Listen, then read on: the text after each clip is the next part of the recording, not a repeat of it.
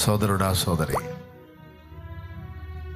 నిన్ను ఆశ్చర్యకరమైన తన వెలుగులోని పిలిచిన దేవుడు అంత తేలిగ్గా నిన్ను అప్పగిస్తాడు అనుకుంటున్నావా? అంత తేలిగ్గా నిన్ను అప్పగిస్తాడు అనుకుంటున్నావా? పొరపాటును కూడా అది జరగదు.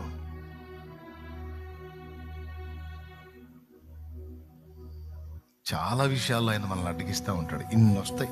ఏ విషయాలు అడ్డగిస్తున్నాడు అనేది ఒక్కసారి పరిశీలించుకుంటే ఇన్ని సంగతులు వస్తాయి.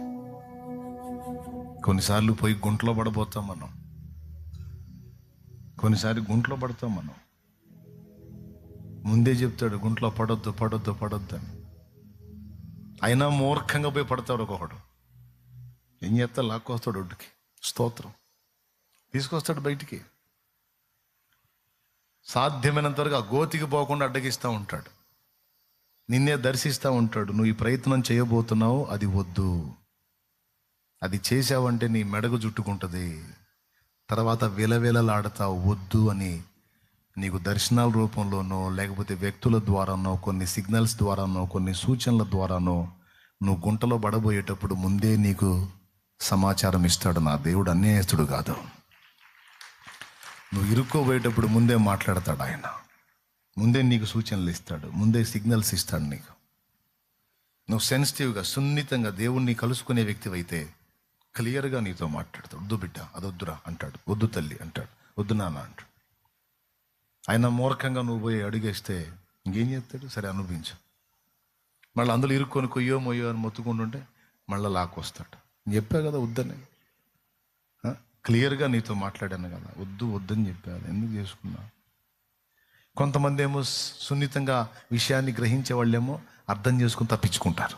అమ్మో దేవుడు వద్దంటున్నాడు, సిగ్నల్ ఇస్తున్నాడు, నాకు దేవుడు మాట్లాడుతున్నాడు, వద్దు నేను ఈ స్టెప్ తీసుకోనని చురుకైన వాళ్ళు వెనక్కి తగ్గుతారు. కొంతమంది ఉంటారుగా ముంపు మాలోకాలు, ఇరుక్కుంటారు. దేవునికి స్తోత్రం, హల్లెలూయా. పర్వాలేదులే, ఇరుక్కున్న ఆమెతో అప్పచెప్పలే, బయటికి తీసుకొస్తాడు, తెస్తాడు, బయటికి తెస్తాడు. ఆయన తేకపోతే ఎవరు తెస్తారు?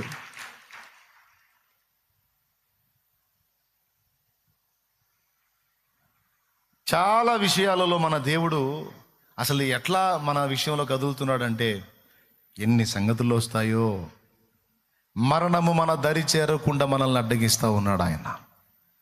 మన దేహము రోగగ్రస్తమై నాశనం కాకుండా చాలా విషయాలు మనం చేయకుండా అడ్డగిస్తూ ఉన్నాడు ఆయన. మరణము తప్పించుట ప్రభువగు యెహోవా వశము అని రాస్తుంది.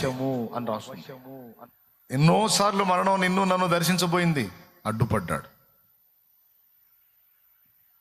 తప్పించాడు, కాపాడాడు. బతికున్నాం. ఈరోజు బతికున్నాం అంటే ఆయన కాపాడితేనే. ఒప్పుకుంటే నిజమే అని ఒప్పుకుంటే గట్టి కోడి మయంపరచు దేవుణ్ణి.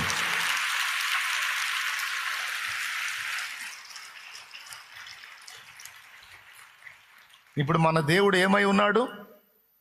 ఏం దేవుడై ఉన్నాడు ఈరోజు చెప్పండి మీరు? అడ్డగించే దేవుడై ఉన్నాడు. దేవునికి స్తోత్రం కలుగునుగా. ఇక నువ్వు నోట్స్ పెట్టుకొని పెన్ను తీసుకొని ఇంకా ఏ విషయాల్లో దేవుడు నన్ను అడ్డగించాడు, నా మీదకి వచ్చే వాటిని అడ్డగించాడు అని లిస్టు చేసుకుంటే ఇన్ని వస్తాయి. అవన్నీ రాసుకుంటున్నప్పుడు నీ కళ్ళల్లోంచి కన్నీళ్ళు వస్తాయి. ఏడుపు వచ్చింది. ఎందుకంటే అవన్నీ నీ కోసం దేవుడు చేసినాయి. ఇదంతా దేన్ని బట్టి చేశాడో తెలుసా? నిన్ను పిలిచాడు చూడు. ఆ పిలుపును బట్టి, నీ మీదున్న ప్రేమను బట్టి, తన కృపను బట్టి ఇవన్నీ నీకు నాకు చేసుకుంటూ వచ్చాడు ఆయన.